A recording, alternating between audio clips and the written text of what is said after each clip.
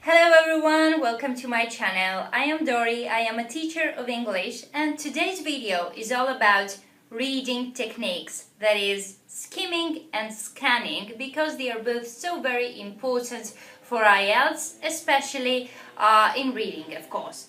So in IELTS reading, you're not going to have enough time to read the whole text word per word. Don't do that, by the way. So this is where these techniques come in handy. Both techniques are similar, but we use them for a different purpose. And just a short notice here. Just looking over an article here and there is neither skimming nor scanning. This is just chaos, okay? You need to follow certain steps, a specific procedure when you skim and when you scan in order for these techniques to work out effectively for you. Okay, so let's begin with skimming.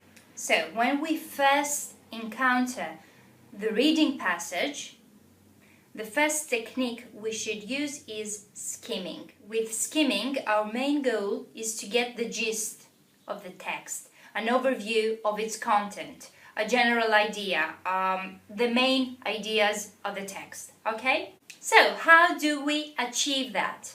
Number one, read the title first. This may seem kind of obvious, but anyway, I have to say it.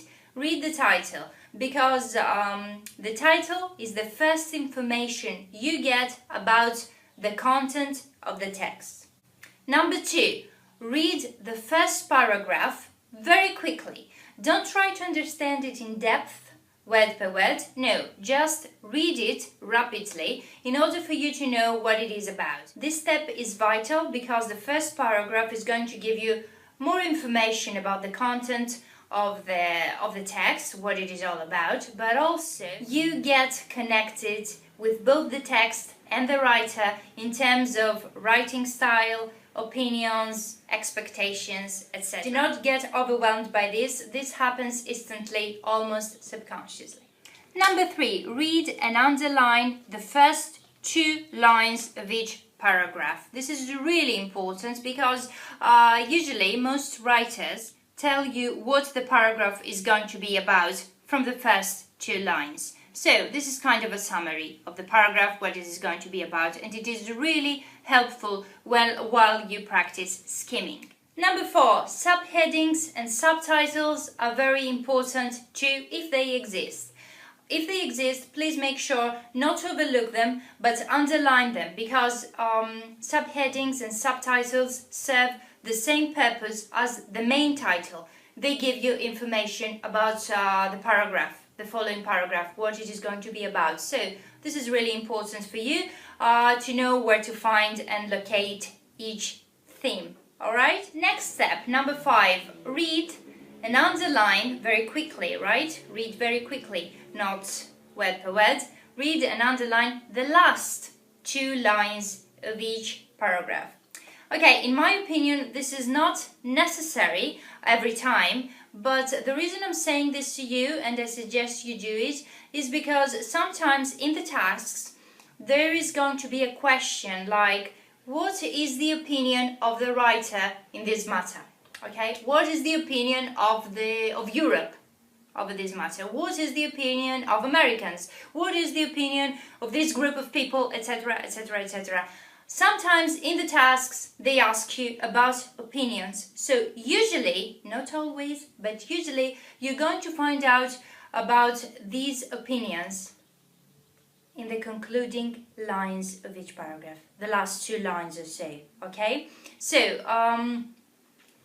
it will be very helpful while you skim if you see something like that as an opinion or a conclusion over a subject, to underline the last 2 lines as well, alright?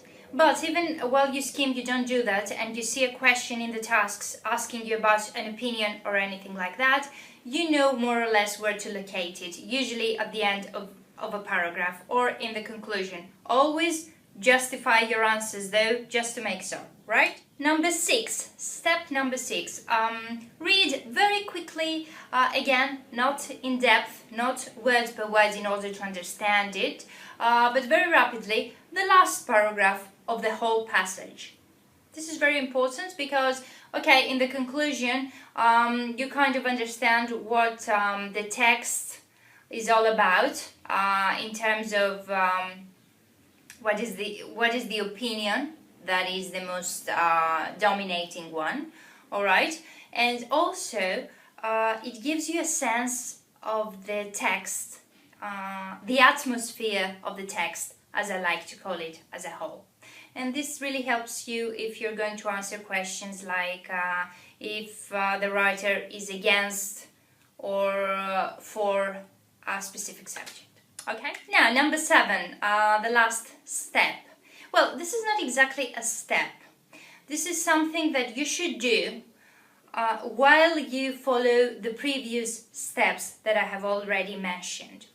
You should pay attention, for example, while you follow the previous steps, when you catch a glimpse of uncommon words, words that usually fall into the category of terminology, scientific terms, medical terms, etc. You should pay attention to these words, especially if they are capitalized. Okay? These words are very important because the majority of them cannot be paraphrased. So you're going to find them in the tasks, in the questions, as they are in the text. So they can be your guide while you try to find the correct answer. Okay? Also, it will be helpful for you to underline numbers, dates, percents, anything like that. These kind of words and phrases, numbers, for example, are going to be your guide as well. Also, you should underline, if you see them, phrases like the most, the majority, the best, the worst, the least, the minority. These phrases really help you to find answers, to locate answers. They serve as keywords too. Also, places, London, for example. Nationalities, European, American, Greek, English, whatever. Nationalities are important too. Countries, Germany, Italy, whatever.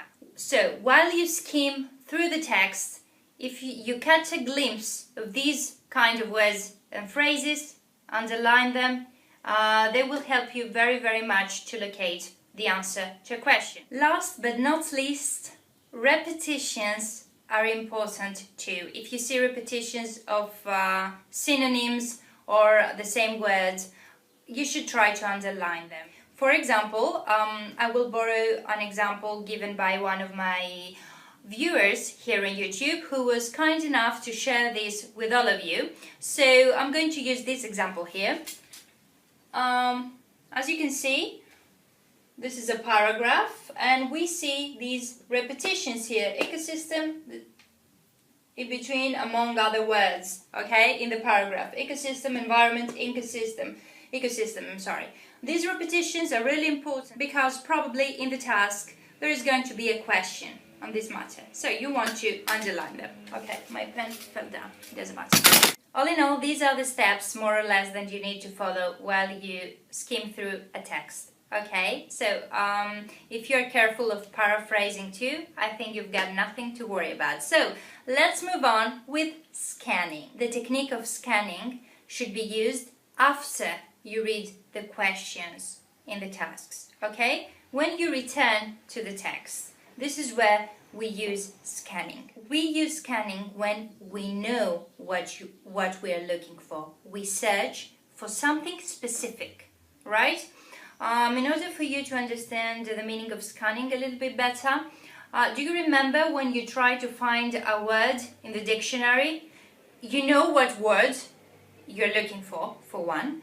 And secondly, you try to locate this word in the dictionary alphabetically in specific pages. So, this is what scanning is all about in a text. It is the same process, the same procedure you follow while you search for words in a dictionary. You know what you're looking for, alright? You know what you search for and you try to find it. You try to locate it in the text, okay? So, chances are that after you're skimming, you may know where to find some answers to the questions. You know where to locate them in the text, more or less, in which paragraph. This happens when you're very good at skimming, and you will be if you practice what I'm suggesting here. So in this case, when you know where to locate an answer to a question, you go to the paragraph you think it is, and you try to locate it. You read this paragraph very carefully. You then find proof and justification for your answer.